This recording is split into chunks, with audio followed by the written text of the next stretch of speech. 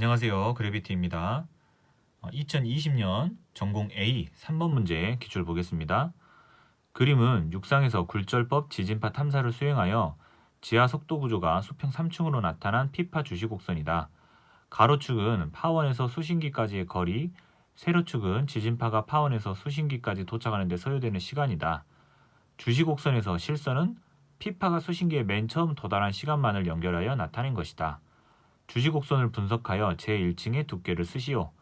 또한 속도가 다른 수평 3층 구조에서 굴절법 지진파 탐사를 수행할 때 제2층이 1층보다 어떤 경우에는 기역인 경우에는 2층으로부터 임계 굴절파가 지표면의 수신기에 관측되지 않아서 수평 3층 구조가 수평 2층 구조로 해석되는데 괄호 안에 기역에 해당되는 용어를 쓰시오 라고 했습니다. 그래서 지표면으로부터 아래로 제일 표면에 있는 가까운 층은 1층, 깊은 층 2층, 제일 깊은 층 3층 이렇게 된다고 써 있습니다.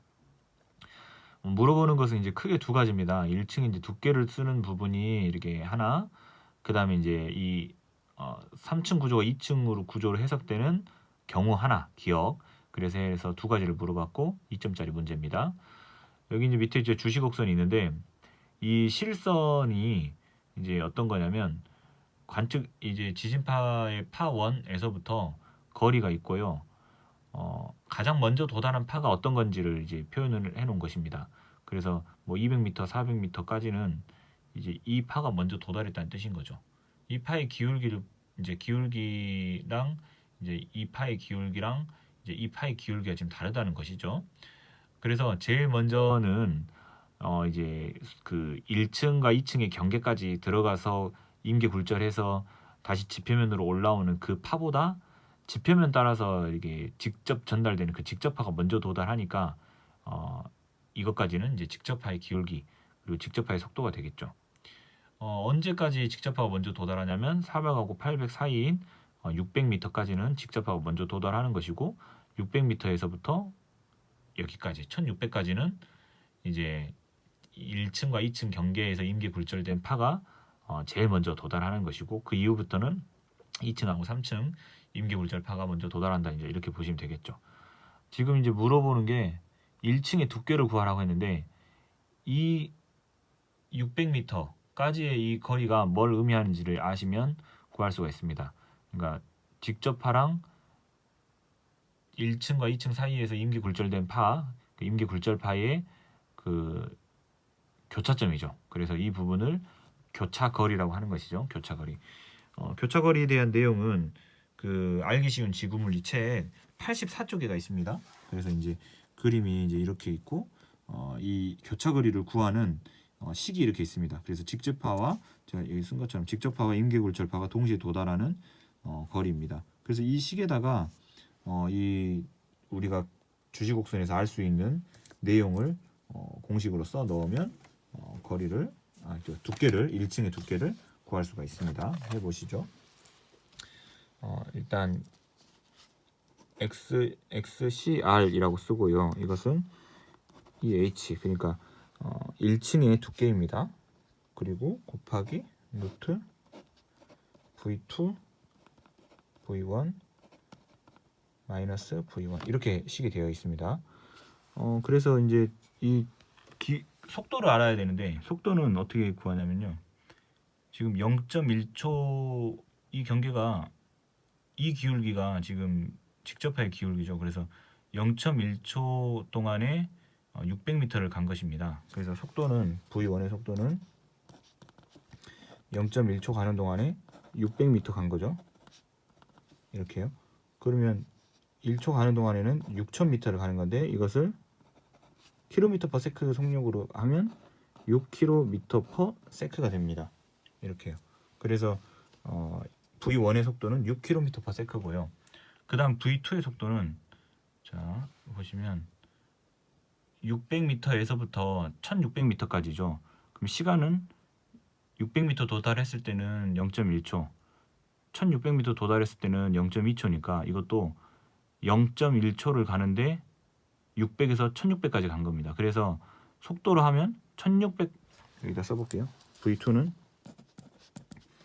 0.2 빼기 0.1 1초만큼 0.1초만큼 갈 동안 1600 빼기 600 이렇게 가는 거죠. 그래서 이거는 10km/s가 되겠죠. 이런 식으로요. 그래서 이 식에다가 이 속도를 넣으면 됩니다. 그리고 그 교차 거리는 이 XCR은 600m인 거죠. 근데 600m인데 지금 이 속도 단위가 이제 이건 미터 단위로 해도 되겠네요. 미터 단위로 하고, 자 그러면 오케이. 자 600m는 이 h, 우리가 지금 구하려고 하는 것은 h입니다. 그래서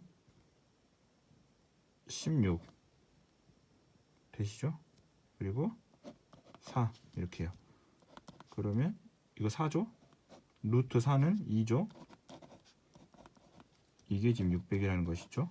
그래서 600 나누기 4 이렇게 되겠죠. 그래서 구하면 몇이 되냐면 150이 된다. 이렇게 되겠죠. 이렇게. 그래서 1층의 그 두께는 150m가 됩니다. 그 다음으로 이제 두 번째 물어보는 거 보겠습니다. 두 번째 물어보는 것은 이제 2층이 1층보다 기역인 경우 임계 굴절파가 수신기에 관측되지 않는 경우가 있다고 했어요. 이제 수신기에 이제 관측되지 않는 경우는 우리 알기 쉬운 지구물리 책에 두 가지 경우가 나와 있었죠. 그래서 109쪽에가 있습니다. 이것은 109쪽에 이제 보시면 이제 원래는 저희가 가정하기로 깊이가 깊어질수록 속도가 이제 계속 점차 빨라지는 것으로 이제 가정하지만 이렇게 도달하지 않는 경우가 있습니다. 그래서 순서대로 안 나오지 않는 경우, 그런 경우가 이제 문제 상황 두 가지인데요. 저속도층인 경우랑 이제 얇은 층인 경우입니다. 그래서 이 책을 보시면 이제 두 가지 각각 상황에서 이제 어떤 이유로 어떻게 나오느냐가 이제 쭉 써져 있는데요. 그런데 이제 둘 다 3층 구조일 때 둘 다 2층 구조로 나타나는 것이 이제 특징이죠. 그리고 이제 기존의 2층 구조가 좀 더 두껍게 첫 번째 층이 보다 이제 두껍게 나타난다는 것이 특징이고요. 그런데 이제 이 두 가지 중에서는 이제 어떤 것이 좀 힌트가 될 수 있냐면 2층이 1층보다 기역인 경우라고 했습니다. 그래서 2층이 1층보다 기역인 경우라는 말은 지금 비교 대상이 있는 것이죠. 비교 대상. 그래서 저속도층이라고 하는 것은 이제 V1층의 이의 바로 아래의 속도가 이제 여기 있네요. 자 이렇게네. 이렇게 이걸 보시겠네요.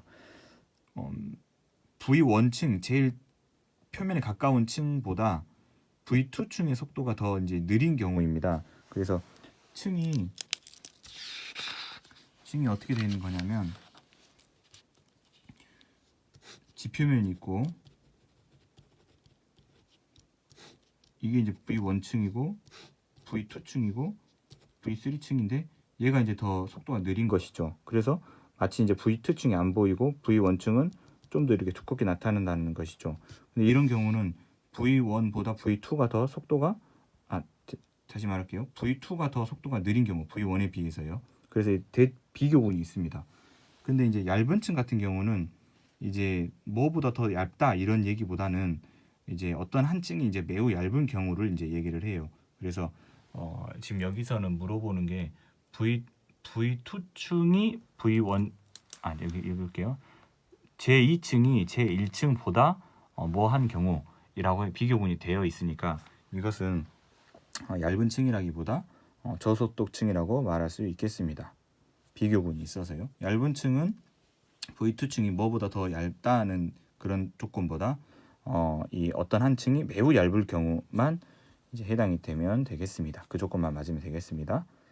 네, 그래서 정리하자면 첫 번째 그 물어본 1층의 두께는 150m 그리고 기역은 2층이 1층보다 저속도층인 경우 이렇게 되겠죠. 그래서 기역은 저속도층이라고 쓰면 되겠습니다. 이상입니다.